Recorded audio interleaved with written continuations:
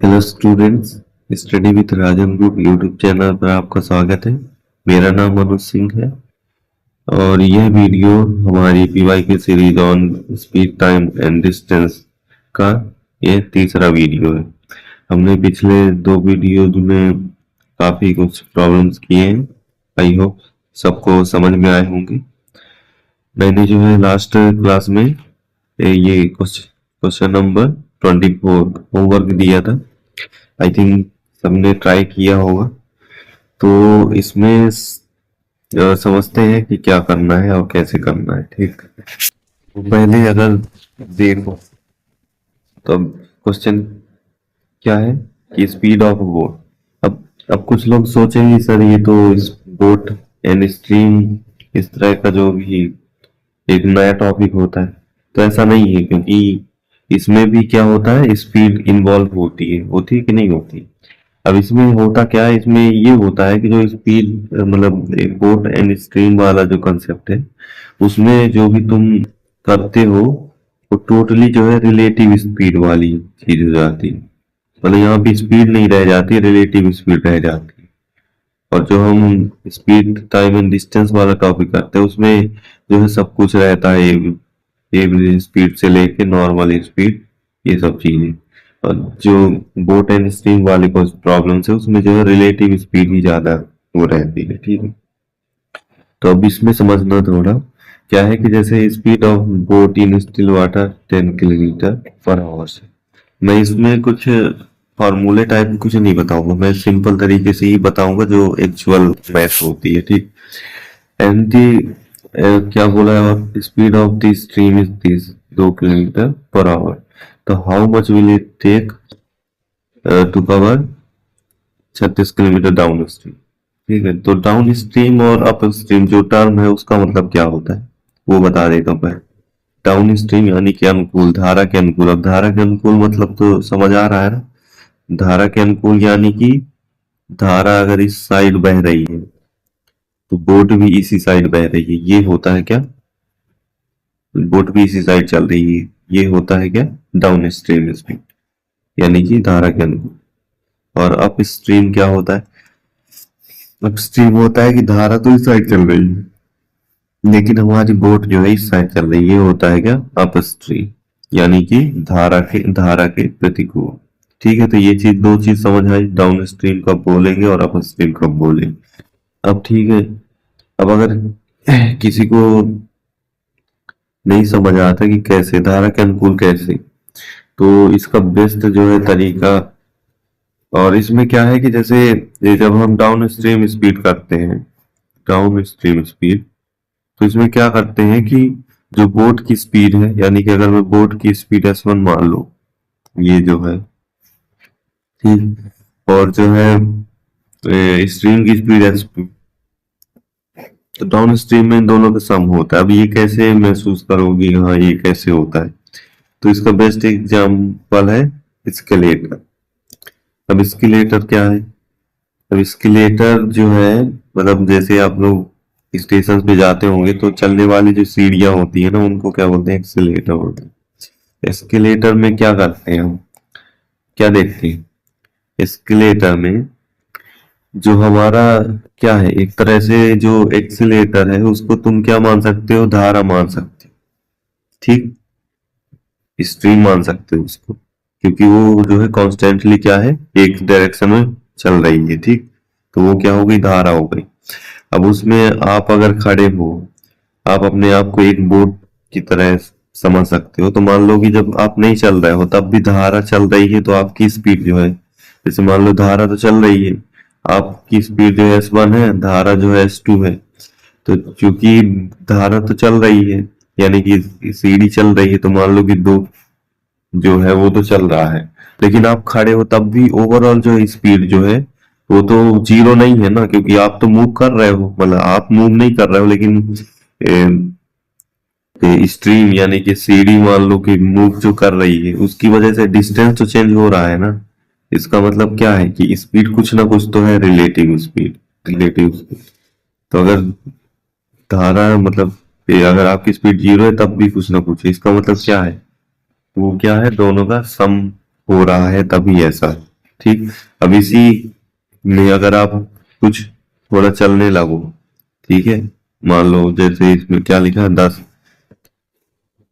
ठीक है, तो आपकी स्पीड जो ओवरऑल स्पीड बढ़ जाएगी। कैसे पता चलेगा? क्योंकि आप जो है जल्दी मतलब पार कर लोगे, ठीक है। इस वजह से क्या है, अब एक सेंस मिल रहा है कि हाँ स्पीड बढ़ रही है। तो ये क्या है, डाउन स्ट्रीम स्पीड। तो डाउन स्ट्रीम स्पीड का आई थिंक समझ आया होगा क्या है, S1 है, S2, और अप स्ट्रीम जो है क्या है, S1 माइनस S2। ठीक है, यानी क्या क्या मतलब जो है, आप डिस्टेंस तो चल रहे हो लेकिन जो धारा आपको क्या कर रही है, विरोध कर रही है। कैसे विरोध कर रही है? आपको पुश कर रही है। कितना पुश करेगी? जितनी उसकी स्पीड होगी उतना पुश करेगी, तो इसलिए S1 जो है माइनस S2 हो जाएगा। ठीक है, तो आई थिंक मतलब विजुअली समझ आया होगा कि इनका मतलब क्या है। ठीक है, चलिए तो फिर इस क्वेश्चन को सॉल्व करते हैं कि इसमें है क्या। तो डाउन स्ट्रीम स्पीड पूछा है, तो हमारी रिलेटिव स्पीड क्या हो जाएगी? रिलेटिव स्पीड क्या होगी? मैंने बोला डाउन स्ट्रीम स्पीड में क्या होगा, दोनों की स्पीड क्या होगी, सम हो जाएगी। तो कितना हो जाएगा, 10 प्लस 2 12 हो जाएगा। ठीक है, तो क्या पूछा है, टाइम पूछा है। तो टाइम जो है कैसे निकलेगा, डिस्टेंस अपॉन एस। अब ये कोई नया फार्मूला नहीं है, D equals to S into T से ही बना है। मैं बार बार बता रहा हूँ कि हमको फार्मूले जो मिनिमम टू मिनिमम रखने हैं, ज्यादा फार्मूलों के चक्कर में नहीं पड़ना है। चीजों को बेसिक तरीके से ही समझना सही है, और इसी से ही आप जो है बड़े से बड़े जो कॉम्प्लेक्स प्रॉब्लम होंगे उनको कर पाएंगे। ठीक, तो ये होगा तो कैसे, डिस्टेंस 36 दिया है, स्पीड 12 आई है, तो 3 ओवर हमारा आंसर हो जाए। ठीक है, तो आई होप ये चीज समझ आई होगी। नेक्स्ट क्वेश्चन की तरफ चलते हैं। नेक्स्ट क्वेश्चन है हमारा कि a person covered 80 kilometre 4 hours, he covered half of the distance 15, the remaining distance x। अब ये चीज जो है थोड़ा अलग तरीके से दी हुई है, लेकिन अगर आप थोड़ा भी अगर चीजों को वो कर पा रहे हैं, तो पहली बात तो यहाँ हाफ हाफ लिखा है, यानी कि डिस्टेंस जो है इक्वल है। मतलब कवर्ड डिस्टेंस इक्वल है। अगर 15 किलोमीटर से कोई डिस्टेंस ट्रेवल कर रहा है, मान लो ये कोई डिस्टेंस है ऐसे, तो एक जो है 15 किलोमीटर पर आवर से है, दूसरा x किलोमीटर पर आवर से। ठीक, तो इसमें मैंने बताया था, क्या बताया था अगर आपको याद, हाफ डिस्टेंस बोला है ना, यानी कि 40 किलोमीटर इधर, हाफ डिस्टेंस बोला है यानी 40 किलोमीटर इधर। तो इस चीज के लिए मैंने एक चीज बताई थी, अगर आप लोग याद कर पा रहे हैं तो। क्या बताई थी? इसमें जो है वो टोटल टाइम दिया हुआ है, और हमारे पास क्या है, टोटल डिस्टेंस है। ठीक, और अलग अलग दो स्पीड्स है। तो इस ऐसे केस में हम क्या करते हैं, खासकर जब जब इक्वल डिस्टेंस है, तो मैंने एक चीज बताई थी, क्या, एवरेज। हालांकि ऐसा नहीं है कि एवरेज स्पीड निकालने के लिए हमें डिस्टेंस इक्वल ही चाहिए, लेकिन इक्वल वाले केस में क्या होता है कि हमारे पास एवरेज स्पीड का डायरेक्ट थोड़ा सिंपल फॉर्मूला बन जाता है। क्या, ये वाला जो मैंने बताया था, S1 S2 अपॉन ये। ठीक, ये सिंपल फार्मूला बन जाता है किस केस में, जब डिस्टेंस जो है इक्वल है, जैसे 40 किलोमीटर 40 किलोमीटर। लेकिन जब डिस्टेंस इक्वल नहीं है, तब भी इस तरह की चीजें दी हुई है, तब भी हम एवरेज स्पीड के थ्रू ही निकाल सकते हैं। लेकिन ये क्या होता है कि इक्वल डिस्टेंस रहता है तो थोड़ा एवरेज स्पीड निकालना सिंपल हो जाता है। तो इस ये वाली चीज जो है, मैंने ये सेम क्वेश्चन वही है जो पिछली क्लास में शायद हमने डिस्कस किया था। तो इसमें कोई फर्क नहीं है, बस ये है कि इसमें ये अननोन वैल्यू दे दी है, और उस टाइम जो था, उस टाइम जो है हमारे पास डिस्टेंस नहीं था। अगर किसी को याद आ रहा हो, हमें डिस्टेंस निकालना था, इसमें जो है हमें एक्स की वैल्यू निकाल। तो क्वेश्चन सेम ही है, बस चेंज हो गया है कि क्या निकालना है। ठीक है, उसमें ये दिया हुआ था और ये नहीं दिया हुआ था। ठीक, तो आई होप समझ आ रहा होगा। रिलेट करना जरूर सीखना। मैथ में अगर थोड़ा भी अगर चीजें वो करना चाहते हो, तो इंटर एक दूसरे से, मतलब क्वेश्चंस को कंपेयर करने की कोशिश करना, ये आपकी एक हैबिट होनी चाहिए। ठीक है, तो एवरेज स्पीड निकालो। अब एवरेज स्पीड क्यों कर रहे हैं, मैंने हिंट दे दिया क्यों। एक तो पहली बात, एक टोटल डिस्टेंस दिया हुआ है, टोटल टाइम दिया हुआ है, और दो अलग अलग स्पीड दी हुई है। तो दो अलग अलग स्पीड को वो करने को आपस में रिलेट करने के लिए क्या होता है हमारे पास, एवरेज स्पीड होता है। इसी से हम दोनों को सिंगल बना सकते हैं। ठीक, तो इस तरह से भी सोच सकते हो कि क्यों एवरेज स्पीड वो कर रहे हैं। ठीक, तो यहाँ करो, क्या आएगा। अब एवरेज स्पीड कैसे निकलती है, total distance upon total time. Total distance कितना है, 80 है, टोटल टाइम 4 है। यहाँ पे S1 15 दिया हुआ है, S2 X दिया हुआ है, ये 15 ये X। ठीक, तो क्या होगा ये, इसको कर दो, कितना आएगा, 4 15 20, 20 आएगा ना ये, तो इधर जाएगा तो 300 प्लस 20x प्लस तो 30x। यहाँ से x की वैल्यू आ जा रही है 30। ये हमारा आंसर होगा। ठीक, आई होप समझ में आया होगा। इसको करने का जो है एक और तरीका भी है। हम क्या कर सकते हैं, अगर किसी ने कभी एलिगेशन पढ़ा हो, ठीक, तो उनके लिए थोड़ा सा मैं हिंट कर दे रहा हूँ कैसे हो सकता है ये। एक मिनट, अगर हम 15-20 मिनट से, अब चूंकि डिस्टेंस जो है हम ओवरऑल जो है इक्वल कवर कर रहे हैं ना, तो अगर डिस्टेंस इक्वल कवर कर रहे हैं तो आप जो है क्या कर सकते हो, एक चीज कर सकते हो, डिस्टेंस इक्वल है तो 40 में कितना टाइम लगा है वो देख लो, 15 की स्पीड से। बाकी का अगर घटाओगे तो next x kilometre per our चलने के लिए कितना टाइम बच रहा है हमारे पास, तो ये कटेगा तो 8/3 आएगा, तो 12, तो 4/3 ये टाइम जो है, यानी कि नेक्स्ट जो x किलोमीटर पर आवर की स्पीड से अगर हमको चलना है तो ये टाइम हमें चाहिए, इतना टाइम लगेगा। तो कैसे निकालोगे, वही हमारे पास ये टाइम आ गया है ना। अगर किसको नहीं समझ आया कैसे, देखो टोटल टाइम हमारे पास 4 आवर्स है, हमने फर्स्ट 40 किलोमीटर चलने में कितना टाइम लगा है वो निकाल लिया है, कितना टाइम लगा है 40। कैसे टाइम निकालते हो, time equals to distance upon speed, तो 40 अपॉन कितना, स्पीड 15 है तो 8/3। अब ये तो फर्स्ट 40 किलोमीटर के लिए, नेक्स्ट 40 किलोमीटर के लिए निकालना है तो क्या करो, टोटल टाइम माइनस ये 8/3 कितना आएगा, 4/3। तो ये टाइम लगा है नेक्स्ट किसके लिए, नेक्स्ट 40 किलोमीटर के लिए। तो यहाँ से फिर से क्या निकालना है आपको, हमको निकालना है स्पीड। तो एक्स की वैल्यू कैसे निकाल लोगे, डी बटे टाइम। तो डी कितना है, 40 है, 4/3 30। तो ऐसे भी कर सकते हो। ठीक, मैंने दोनों तरीके बता दिए हैं। ठीक, आई होप चीजें क्लियर हो रही होंगी, ज्यादा दिक्कत हो नहीं रही होंगी। ठीक है, तो ये हो गया। और ठीक है, ऐसे ही करते हैं। बाकी अगर कुछ कोई और अगर तरीका होगा तो इस टाइप की अगर कोई प्रॉब्लम आगे बनती है तो हम से देख लेंगे। ठीक, तो नेक्स्ट क्वेश्चन की तरफ बढ़ते हैं। नेक्स्ट क्वेश्चन क्या है, if the speed of an object is this, what will its speed in kilometre per our. I think अब आप लोग इतने मेच्योर हो चुके होंगे कि ये चीज कर पाओ, तो इसलिए मैं इसको होमवर्क के लिए छोड़ रहा हूँ। नेक्स्ट क्वेश्चन की तरफ बढ़ते हैं। नेक्स्ट क्वेश्चन है हमारा कि a person travels from P to Q, P to Q, ठीक है।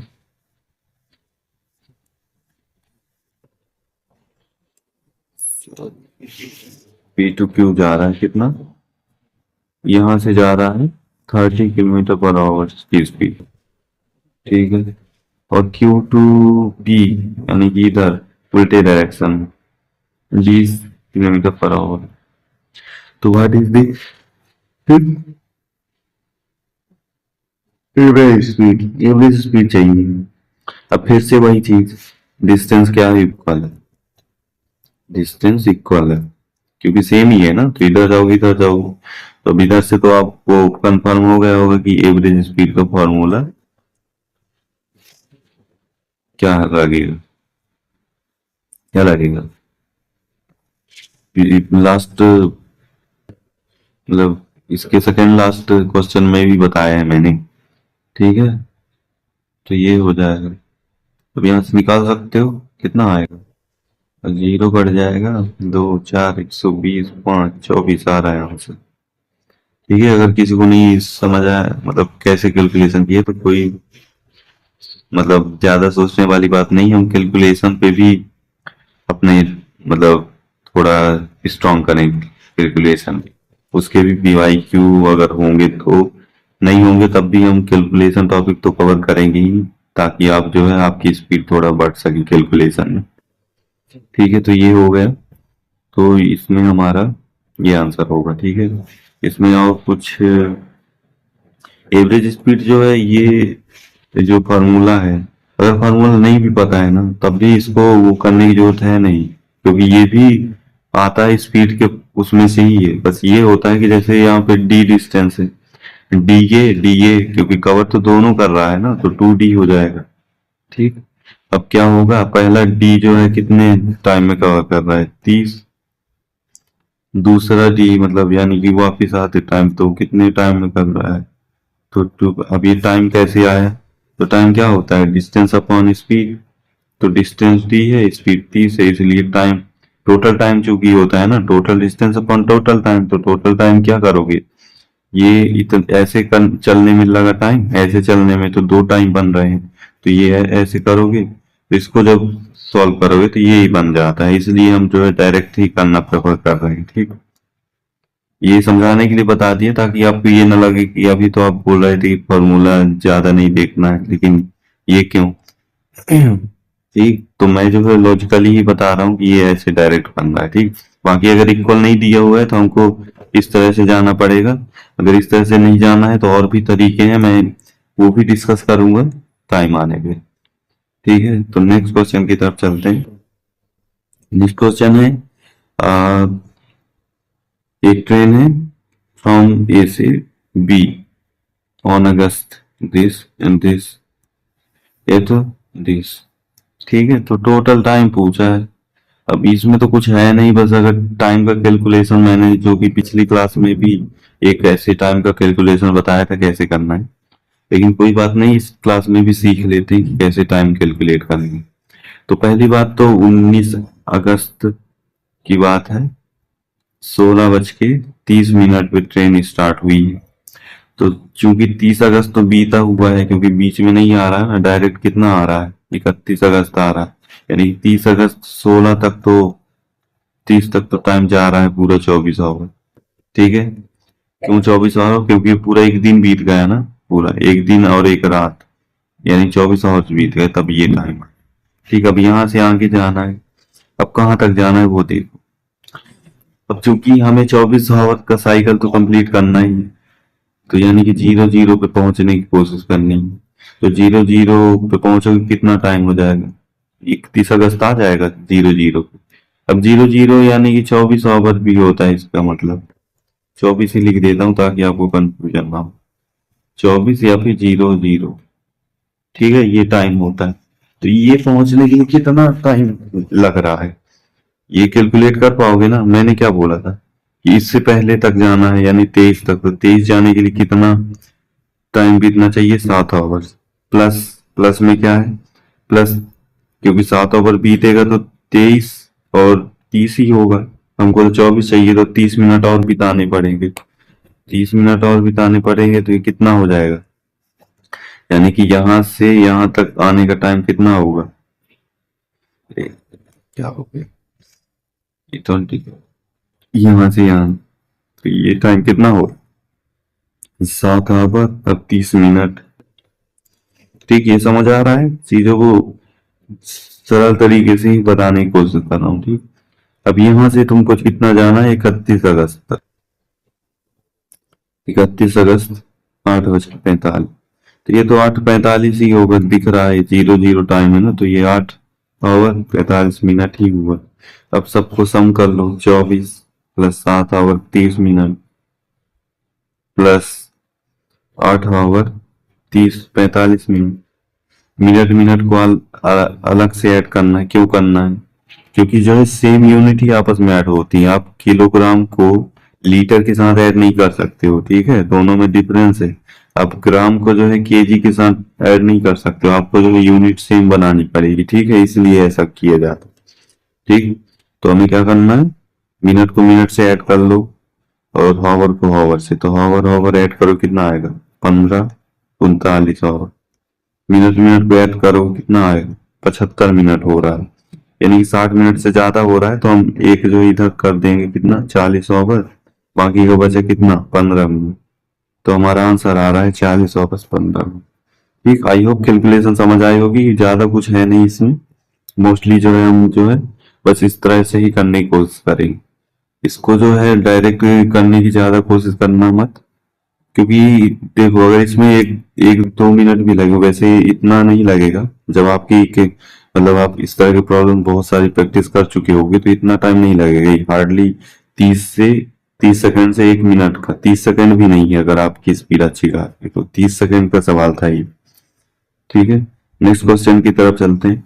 नेक्स्ट क्वेश्चन क्या है हमारा, जो है एक ट्रेन जो है 120 मीटर लंबी और 60 किलोमीटर पर आवर से चल रही, तो इसका ये टाइम कितना लेगी? एक पर्सन नियर द ट्रैक, कोई पर्सन खड़ा है, तो पर्सन जो है, पर्सन को पोल से कंपेयर कर सकते हो, ठीक है, कोई दिक्कत है नहीं, ठीक है, क्योंकि वो ना तो मूव कर रहा है और पर्सन को जो है, और उसकी कोई लेंथ भी नहीं होगी, इस वजह से लेंथ मतलब हाइट नहीं, लेंथ मतलब ऐसे, इस तरह से, तो पोल से कंपेयर कर सकते हो। तो पोल के केस में मैंने बताया कि क्या क्रॉस मतलब क्या होता है, क्रॉस मतलब क्या होता है कि ट्रेन जो है अपनी लंबाई के बराबर डिस्टेंस कवर कर ले तो वो क्रॉस कहलाती है।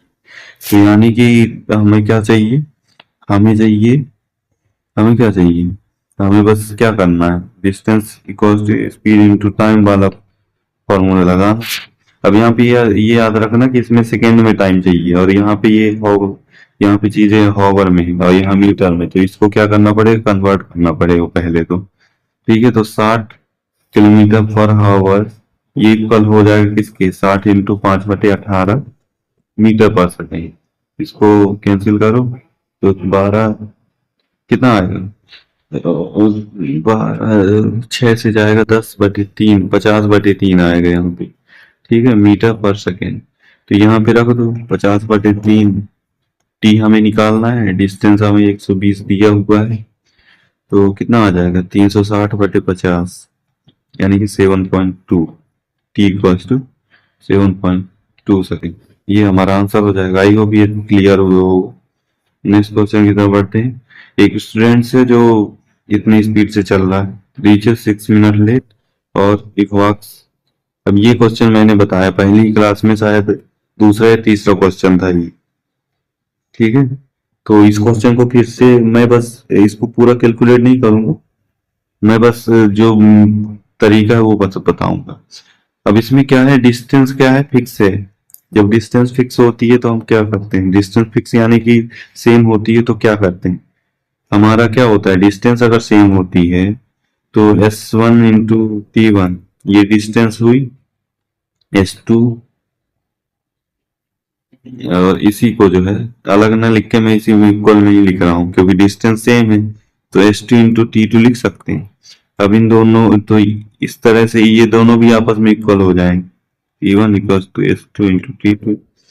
तो इससे क्या कर सकते हैं, S1/S2, T1/T2, T1/T2 नहीं, T2/T2, ठीक। तो ये क्या है, S1 क्या है, पहला पहला केस, यानी कि जब 2.5 किलोमीटर पर आवर से चल रहे हो तो 6 मिनट लेट हो, यानी कि S1 ये है 2.5 किलोमीटर, S3 जो है 3.5 किलोमीटर, ठीक है। और T2 क्या है, T2 जो है ये वाला है, ये सिनारियो याद रखना, ये T1 T2 ऐसे ही रेंडमली नहीं लिखे गए हैं, इनका भी वो है, ये आपस में रिलेट कर रहे हैं। अगर S1 से स्पीड से चल रहा है तो T1 टाइम लग रहा है, S2 की स्पीड चल रहा है T2 टाइम, इन दोनों को आपस में रिलेट जरूर करना, मतलब सही से करना। अब क्या है, मैंने क्या बताया था कि लेट और अर्ली जो है टोटली एक रेफरेंस टाइम है। रेफरेंस टाइम समझ रहे हो? रेफरेंस टाइम क्या होता है? रेफरेंस अगर आपने वर्ड यूज किया होगा तो रेफरेंस वो होता है जो मतलब किसी चीज को मतलब डिफाइन करने के लिए किया जाता है यूज। कैसे? अब मान लो आपको कोई बोल दे कि वो तो 10 मिनट से, मान लो एग्जैक्ट टाइम नहीं बोल रहा है कि 10:30 है या 9:30 है, ऐसे नहीं बोल रहा है। वो डायरेक्टली ये बोल दे रहा है कि 10 बजे से 30 मिनट लेट है या फिर 10 बजे से 30 मिनट पहले आ गई, ऐसा कुछ करके। ठीक, तो रेफरेंस वो क्या मान के चल रहा है? 10 बजे। वो एग्जैक्ट ना तो ये बोल रहा है ना तो ये बोल रहा है, लेकिन वो रेफरेंस क्या यूज कर रहा है? ये। तो अगर वो रेफरेंस ये यूज कर रहा है तो हम एक्चुअली निकाल पाएंगे कि क्या टाइम हो रहा है। ठीक है, तो उसी तरह से इसमें भी ये क्या बोल रहा है? एग्जैक्ट नहीं बोल रहा है, क्या बोल रहा है? रेफरेंस बोल रहा है कि वो जो है 6 मिनट लेट है। 6 मिनट लेट है, अगर रेफरेंस टाइम हम जो टी मान लें तो 6 मिनट लेट मतलब क्या होगा? 6 टी से 6 मिनट ज्यादा टाइम लग रहा है। ये कब कौन सी पोजीशन? फर्स्ट, यानी S1 जब स्पीड से चल रहे हैं तब केस में, तो यानी T+6 ये होगा T1। और दूसरा क्या है कि 6 मिनट अर्ली, तो T-6 होगा। ठीक है, तो T-6 होगा तो ये कितना आएगा? ये होगा T-6। अब इसको सॉल्व कर लो, कितना आएगा? कर ही देता हूँ अब एक बार और, लेकिन आपको जो है अब ये जो है क्लियर होना चाहिए, क्योंकि चीजें मैंने जो है एज सिंपल एज दैट जितना हो सकता था उतना रखने की कोशिश की। इसको करो कितना? 5/7, ये आ जाएगा 5T+30 = 7T कितना आएगा? 742, यानी T=72 आ रहा है हमारा। ठीक है, T=72 आ रहा है। अब वो जो है, ठीक है, तो ये क्या है? ये टाइम किस में दिया हुआ है? ये टाइम दिया हुआ है मिनट में। मुझे कैसे पता मिनट में? क्योंकि ये जो है रेफरेंस टाइम मिनट में है ना, तो ये जो है टाइम दिया हुआ है मिनट में। तो इसको हॉवर से कन्वर्ट कर लो। अब हॉवर में क्यों कन्वर्ट करना है? क्योंकि पहली बात तो यहाँ किलोमीटर में ऑप्शन है, ऊपर से यहाँ भी चीजें जो है किलोमीटर में है, तो सेकंड वाला मैटर है नहीं, इधर हॉवर वाला है, तो हमको हॉवर में ही चीजें लानी पड़ेगी। तो हॉवर के लिए क्या करोगे?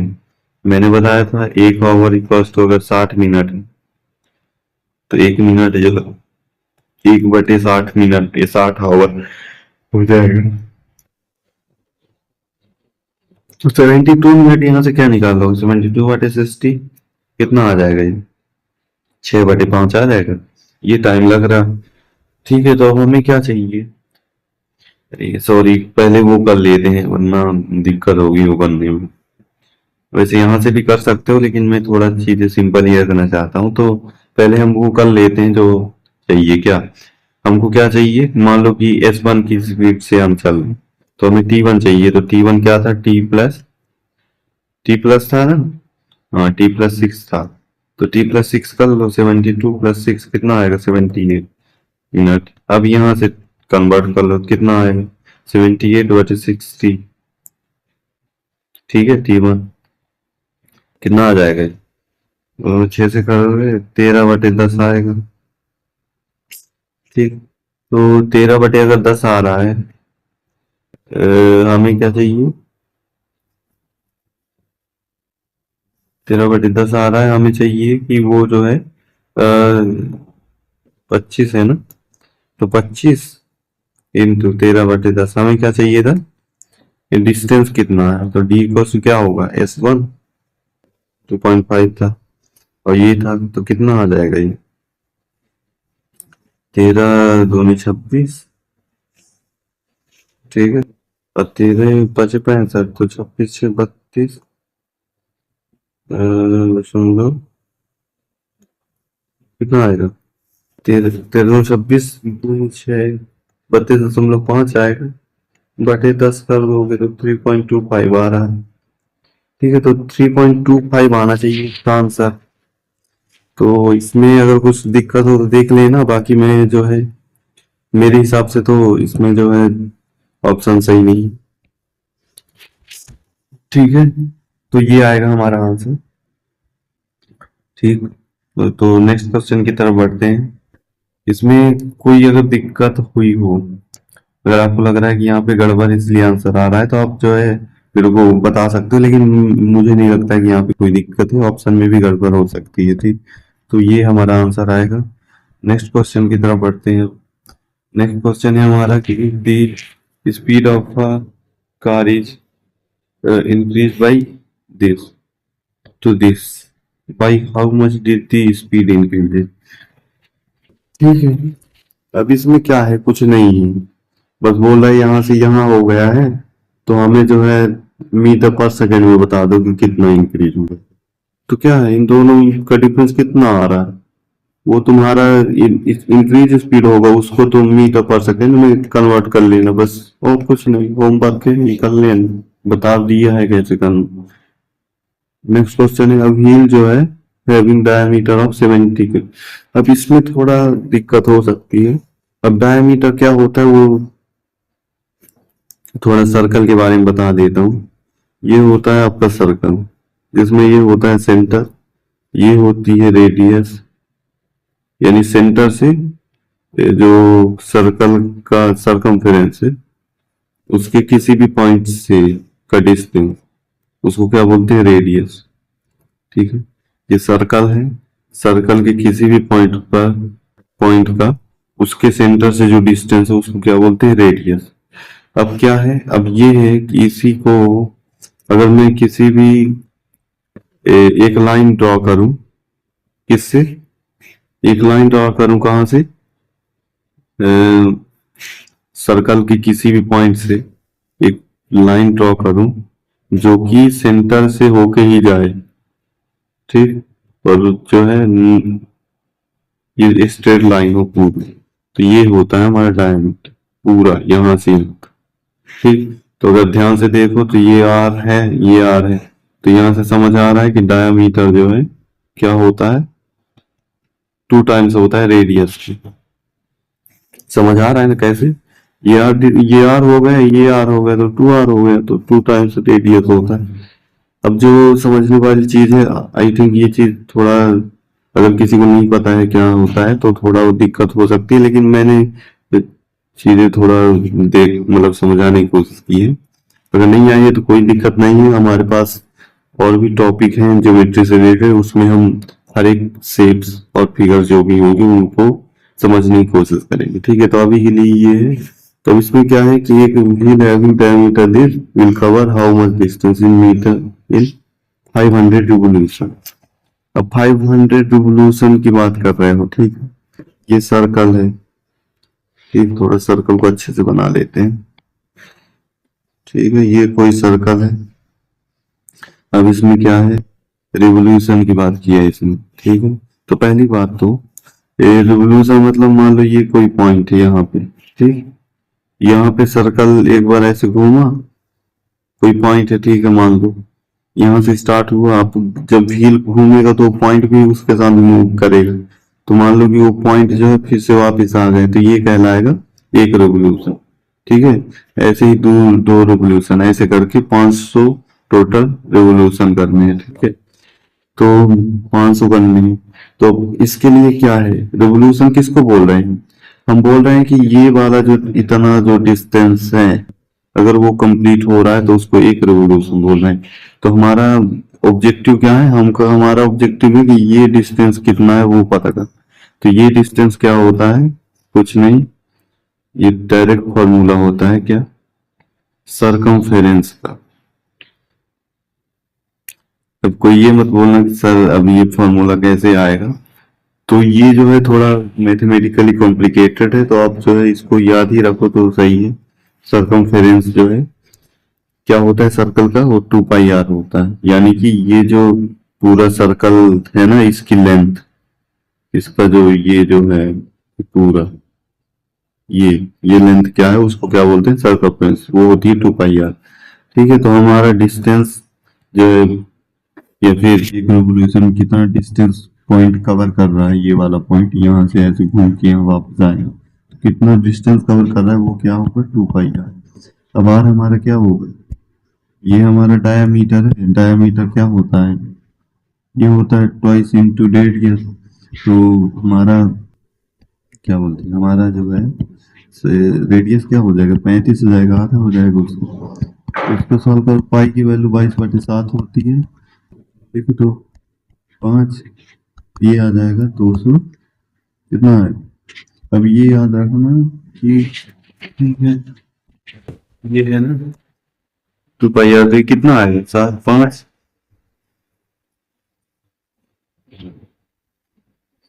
5 आ रहा है 110, यानी कि 220 आ रहा है। अब 220 आ रहा है, चक्रों में दूरी तय करेगा। अब इसमें जो है कुछ ऑप्शन में गड़बड़ी लग रही है मेरे को। क्यों? क्योंकि एक रिवोल्यूशन में ही इतना ज्यादा, अच्छा नहीं नहीं, हम गलत सोच रहे हैं। इसमें क्या है, सेंटीमीटर में दिया है, तो सेंटीमीटर में पहले कन्वर्ट करना पड़ेगा। तो सेंटीमीटर की बात कर लेता हूँ। 1 मीटर जो इक्वल होता है 100 सेंटीमीटर। ठीक है, ये हमारा सेंटीमीटर में आया, क्यों? क्योंकि हमने 35 सेंटीमीटर लिया है। ठीक, तो 35 ये सेंटीमीटर में, तो हमें क्या करना है, हमें मीटर में कन्वर्ट करना। ठीक है, मीटर में कन्वर्ट करने के लिए क्या करोगे, क्या करोगे, 1 सेंटीमीटर कितना हो जाएगा, 1/100 मीटर, तो 220 सेंटीमीटर कितना हो जाएगा, 220/100 यानी 2.2 सेंटीमीटर हो जाएगा। तो क्या है, 500 इंटू 2.2 कर लो, कितना आएगा, 220, 5, 1100 आ रहा है। ठीक है, तो ये हमारा आंसर हो जाएगा। ठीक है, आई होप चीजें क्लियर हो गई होंगी। नेक्स्ट क्वेश्चन की तरफ बढ़ते हैं। नेक्स्ट क्वेश्चन है हमारा, a man can row a boat 6 km/h in still water. If the speed of a stream is this, what will be upstream? Upstream की मैंने बता दी है क्या करना होता है, क्या होता है, स्मॉल माइंड से। आई होप आप कर लोगे, इसमें समझाने की जरूरत है नहीं। ठीक, नेक्स्ट क्वेश्चन की तरफ बढ़ते हैं। नेक्स्ट क्वेश्चन है कि if a train crosses a bridge 30 second में 72 किलोमीटर। अब मैंने क्या बोला था, जब चूंकि ब्रिज की कोई ना कोई लेंथ होगी, ठीक है, तो जब ट्रेन क्रॉस कर रही है इसका मतलब क्या है, टोटल डिस्टेंस कितना क्रॉस करना पड़ेगा इंजन को, L1 प्लस S2, L2 जहाँ पे L1 तुम ट्रेन की लेंथ मान लो, L2 ब्रिज की मान लो। ठीक है, तो हमारे पास क्या है, ये 450 है, ये निकालना है, तो ये तो नहीं दिया है, स्पीड दिया है, टाइम दिया है, तो अब यहाँ से निकाल ही सकते हो distance upon speed into time, यही होता है ना। स्पीड कितना है, 72 है, इसको पहले तो उसमें कन्वर्ट करना पड़ेगा मीटर पर सेकेंड में, फिर टाइम जो है 30 है। ये होगा इक्वेशन L2, यहाँ से अब कैलकुलेट कर लो। ठीक है, ये इस तरह की प्रॉब्लम करा चुका हूँ, इसलिए ज्यादा टाइम नहीं दे रहा है इनमें। ठीक है, नेक्स्ट क्वेश्चन की तरफ बढ़ते हैं। हाँ, इनमें थोड़ा वो देखना, what will be speed of two, ratio of two speed.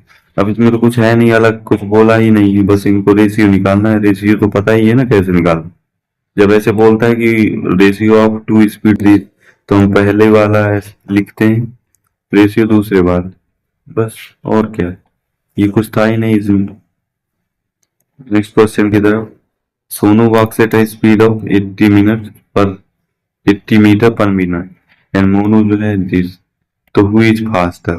अब मैंने क्या बोला है, मैंने एक चीज बोली थी, जब भी हम कुछ भी करना है, चाहे हमें आपस में ऐड करना है, किसी चीज को सब्ट्रैक्ट करना है, डिवाइड करना है, मल्टीप्लाई करना है, तो हमारी यूनिट जो है क्या होनी चाहिए, सेम होनी चाहिए।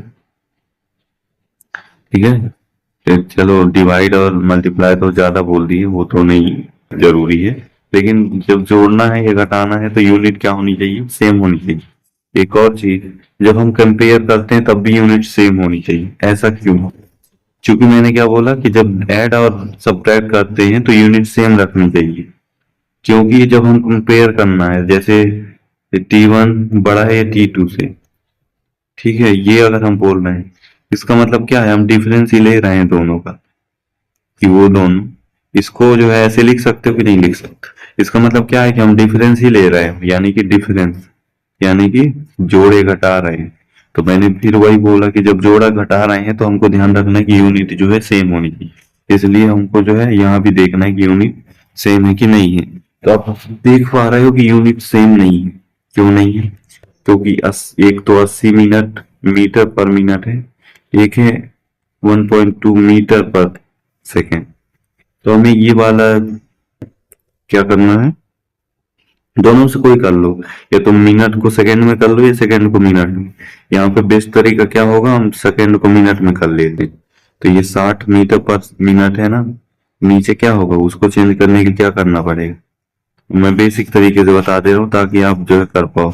एक सेकंड में कितने मिनट होते हैं कैसे पता चलेगा, 60 सेकंड इक्वल्स टू 1 मिनट। ठीक है, तो एक सेकंड को क्या लिख सकते हो, 1/60 मिनट लिख सकते हो।